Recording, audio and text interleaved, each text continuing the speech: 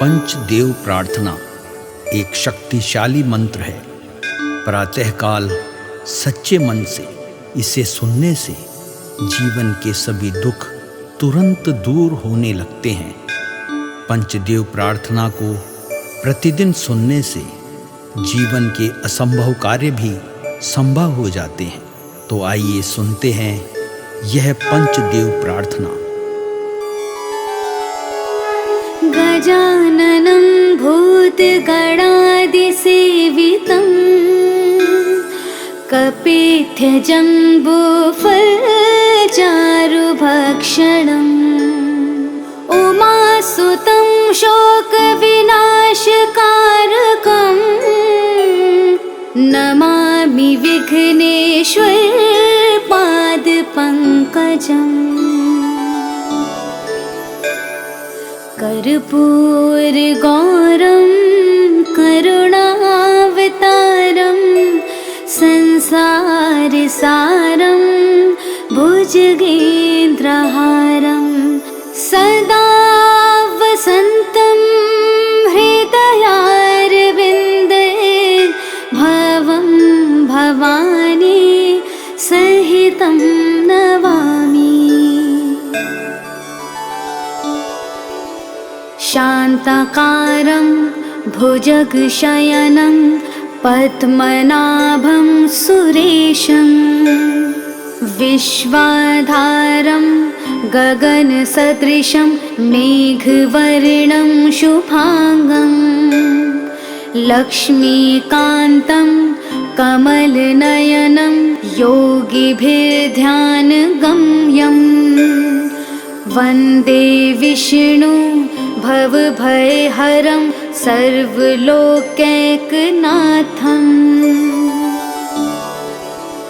नीलाम्बुजश्यामलकोमलाङ्गं सीतासमारोपितवामभागं पाणो महासायकचारुचापं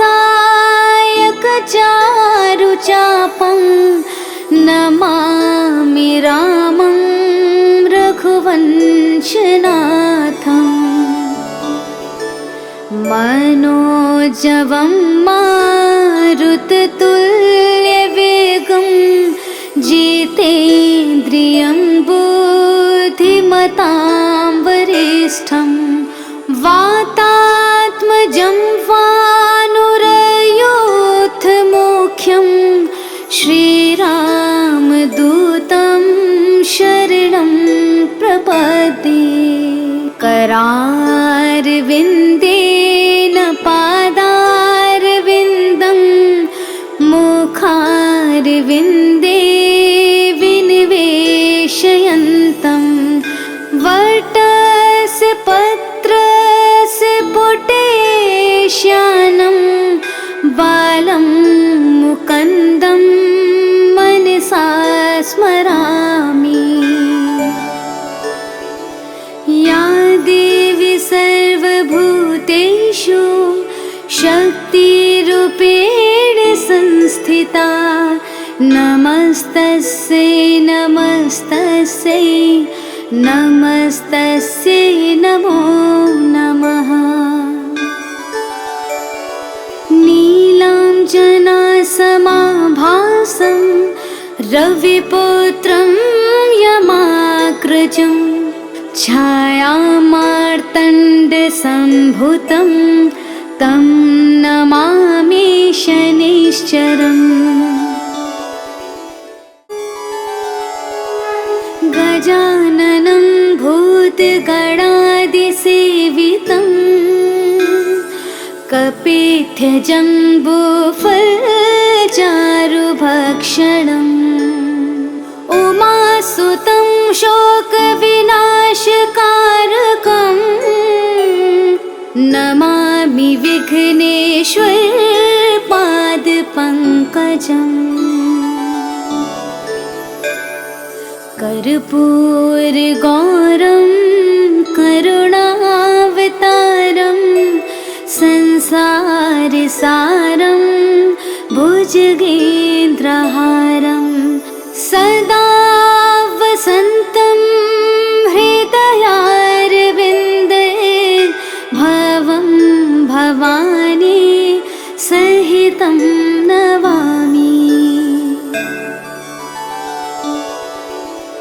शान्ताकारं भुजगशयनं पद्मनाभं सुरेशं विश्वाधारं गगनसदृशं मेघवर्णं शुभांगं लक्ष्मीकान्तं कमलनयनं योगिभिर्ध्यानगम्यं वन्दे विष्णु भवभयहरं सर्वलोकैकनाथम्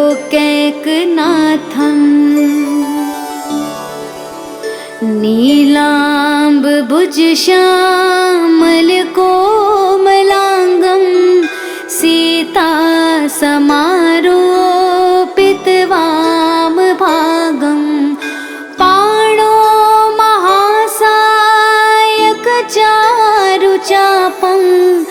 नमामि रामं रघुवंशनाथम् मनोजवं मारुततुल्यवेगं जितेन्द्रियं बुद्धिमतां वरिष्ठं वातात्मजं वानुरयूथमुख्यं श्रीरामदूतं शरणं प्रपद्ये करारविन्देन पादारविन्दं मुखारविन्दे विनिवेशयन्तं वटस्य पत्रस्य पुटेश्यानं बालं मुकुन्दं मनसा स्मरामि। या देवी सर्वभूतेषु शक्तिरूपेण संस्थिता नमस्तस्यै नमस्तस्यै नमस्तस्यै नमो नमः। नीलाञ्जनासमाभासं रविपुत्रं यमाग्रजं छायामार्तण्डसम्भुतं तं नमामि शनैश्चरम्। गजाननं भूतगणादिसेवितं कपित्थजम्बूफलचारुभक्षणम् उमासुतं शोकविनाशकारकं नमामि विघ्नेश्वरपादपङ्कजम्। कर्पूरगौरं करुणावतारं संसारसारं भुजगेन्द्रहारं सदा वसन्तं हृदयारविन्दे भवं भवानी सहितं नमामि। शान्ताकारं भुजगशयनं पद्मनाभं सुरेशं विश्वाधारं गगनसदृशं मेघवर्णं शुभांगं लक्ष्मीकान्तं कमलनयनं योगिभिर्ध्यानगम्यं वन्दे विष्णु भवभयहरं सर्वलोकैकनाथम्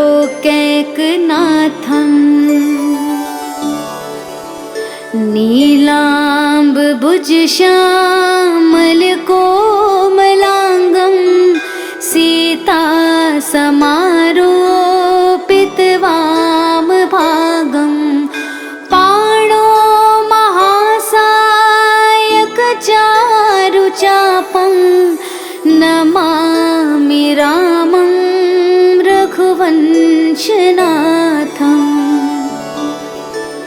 मनोजवं मारुततुल्यवेगं जिते वरिष्ठं वातात्मजं वानुरयोधमुख्यं श्रीरामदूतं शरणं प्रपद्ये। करारविन्देन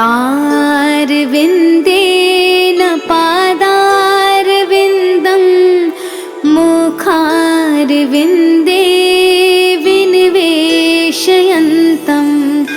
वटस्य पत्रस्य पुटेश्यानं बालं मुकुन्दं मनसा स्मरामि। या देवी सर्वभूतेषु शक्तिरूपेण संस्थिता नमस्तस्यै नमस्तस्यै नमस्तस्यै नमो नमः। नीलाञ्जनासमाभासं रविपुत्रं यमाग्रजं छायामार्तण्डसम्भुतं तं नमामि शनैश्चरम्। गजाननं भूतगणादिसेवितं कपित्थजम्बूफलचारुभक्षणम् उमासुतं शोकविनाशकारकं नमामि विघ्नेश्वरपादपङ्कजम्। कर्पूरगौरं करुणावतारं संसारसारं भुजगेन्द्रहारं सदा वसन्तं हृदयारविन्दे भवं भवानी सहितं नमामि। शान्ताकारं भुजगशयनं पद्मनाभं सुरेशं विश्वाधारं गगनसदृशं मेघवर्णं शुभांगं लक्ष्मीकान्तं कमलनयनं योगिभिर्ध्यानगम्यं वन्दे विष्णु भवभयहरं सर्वलोकैकनाथम्।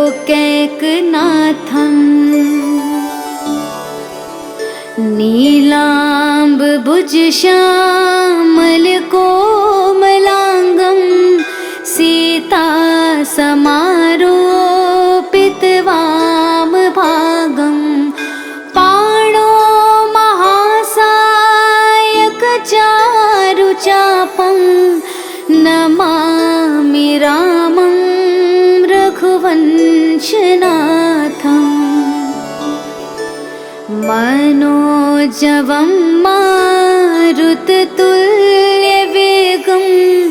जितेन्द्रियं बुद्धिमतां वरिष्ठं वातात्मजं वानुरयोधमुख्यं श्रीरामदूतं शरणं प्रपद्ये। करारविन्देन पादारविन्दं मुखारविन्दे विनिवेशयन्तं वटस्य पत्रस्य पुटेश्यानं बालं मुकुन्दं मनसा स्मरामि। या देवी सर्वभूतेषु शक्तिरूपेण संस्थिता नमस्तस्यै नमस्तस्यै नमस्तस्यै नमो नमः। नीलाञ्जनासमाभासं रविपुत्रं यमाग्रजं छायामार्तण्डसम्भुतं तं नमामि शनैश्चरम्। गजाननं भूतगणादिसेवितं कपित्थजम्बूफलचारुभक्षणम्। उमासुतं शोकविनाशकारकं नमामि विघ्नेश्वरपादपङ्कजम्। कर्पूरगौरं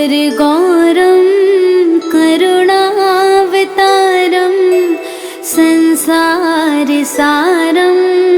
भुजगेन्द्रहारं सदा वसन्तं हृदयारविन्दे भवं भवानी सहितं नमामि। शान्ताकारं भुजगशयनं पद्मनाभं सुरेशं विश्वाधारं गगनसदृशं मेघवर्णं शुभांगं लक्ष्मीकान्तं कमलनयनं योगिभिर्ध्यानगम्यं वन्दे विष्णु भवभयहरं सर्वलोकैकनाथम्।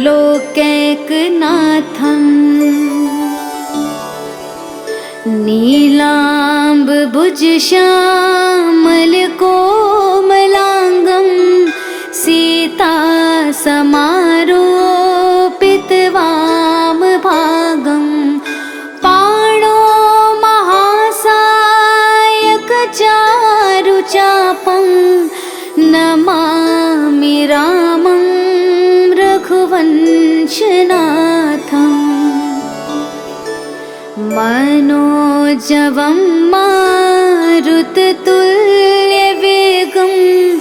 जितेन्द्रियं बुद्धिमतां वरिष्ठं वातात्मजं वानुरयूथमुख्यं श्रीरामदूतं शरणं प्रपद्ये। करारविन्देन पादारविन्दं मुखारविन्दे विनिवेशयन्तं वटस्य पत्रस्य पुटेश्यानं बालं मुकुन्दं मनसा स्मरामि। या देवी सर्वभूतेषु शक्तिरूपेण संस्थिता नमस्तस्यै नमस्तस्यै नमस्तस्यै नमो नमः। नीलाञ्जनासमाभासं रविपुत्रं यमाग्रजं छायामार्तण्डसम्भुतं तं नमामि शनैश्चरम्। गजाननं भूतगणादिसेवितं कपित्थजम्बूफलचारुभक्षणम्। उमासुतं शोकविनाशकारकं नमामि विघ्नेश्वरपादपङ्कजम्। कर्पूरगौरं करुणावतारं संसारसारं भुजगेन्द्रहारं सदा वसन्तं हृदयारविन्दे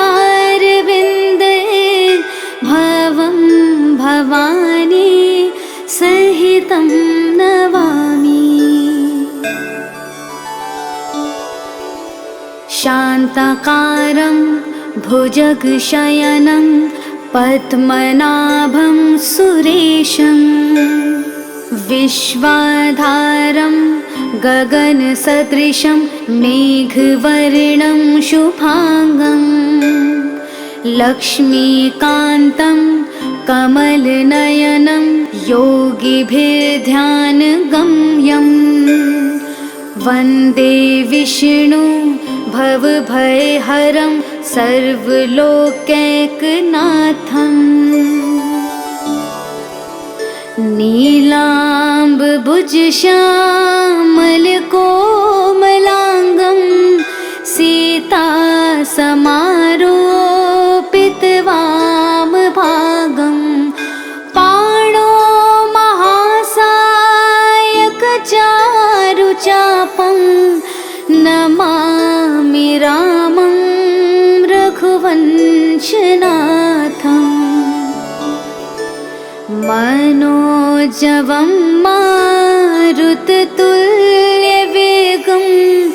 जितेन्द्रियं बुद्धिमतां वरिष्ठं वातात्मजं वानुरयूथमुख्यं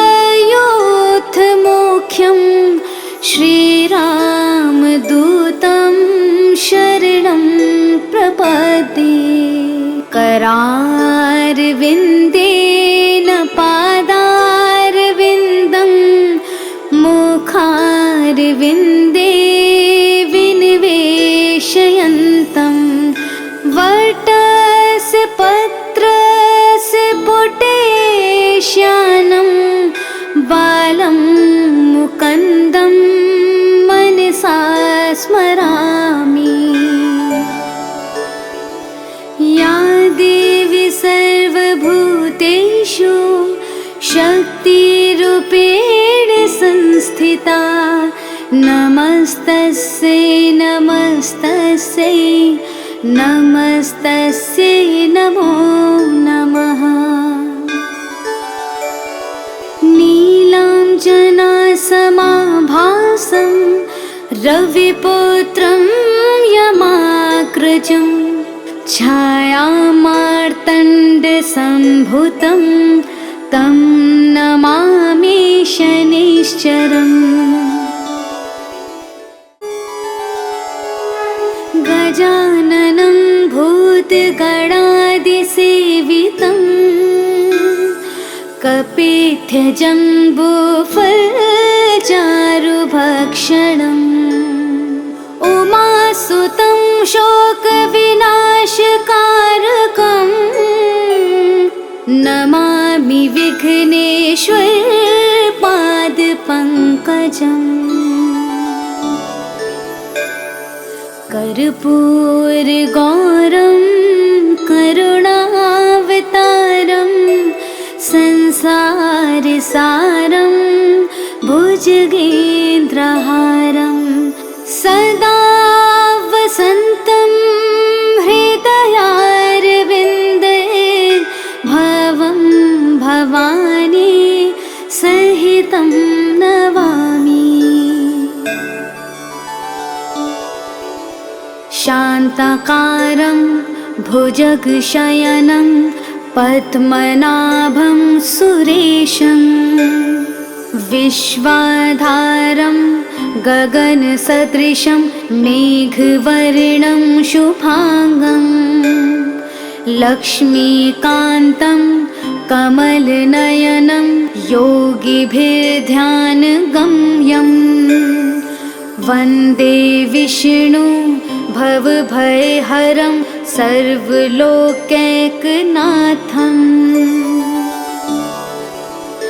नीलाम्बुजश्यामलकोमलाङ्गं सीतासमारोपितवामभागं पाणो महासायकचारुचापं नमामि रामं रघुवंशनाथम् मनोजवं मारुततुल्यवेगं जिते वरिष्ठं वातात्मजं वानुरयोधमुख्यं श्रीरामदूतं शरणं प्रपद्ये। करारविन्देन पादारविन्दं मुखारविन्दे विनिवेशयन्तं वटस्य पत्रस्य पुटेश्यानं बालं मुकुन्दं मनसा स्मरामि। या देवी सर्वभूतेषु शक्तिरूपेण संस्थिता नमस्तस्यै नमस्तस्यै नमस्तस्यै नमो नमः। नीलाञ्जनासमाभासं रविपुत्रं यमाग्रजं छायामार्तण्डसम्भुतं तं नमामि शनैश्चरम्। गजाननं भूतगणादिसेवितं कपित्थजम्बूफलचारुभक्षणम् उमासुतं शोकविनाशकारकं नमामि विघ्नेश्वरपादपङ्कजम्। कर्पूरगौरं करुणावतारं संसारसारं भुजगेन्द्रहारं सदा वसन्तं हृदयारविन्दे भवं भवानी सहितं नमामि। शान्ताकारं भुजगशयनं पद्मनाभं सुरेशं विश्वाधारं गगनसदृशं मेघवर्णं शुभांगं लक्ष्मीकान्तं कमलनयनं योगिभिर्ध्यानगम्यं वन्दे विष्णु भवभयहरं सर्वलोकैकनाथम्।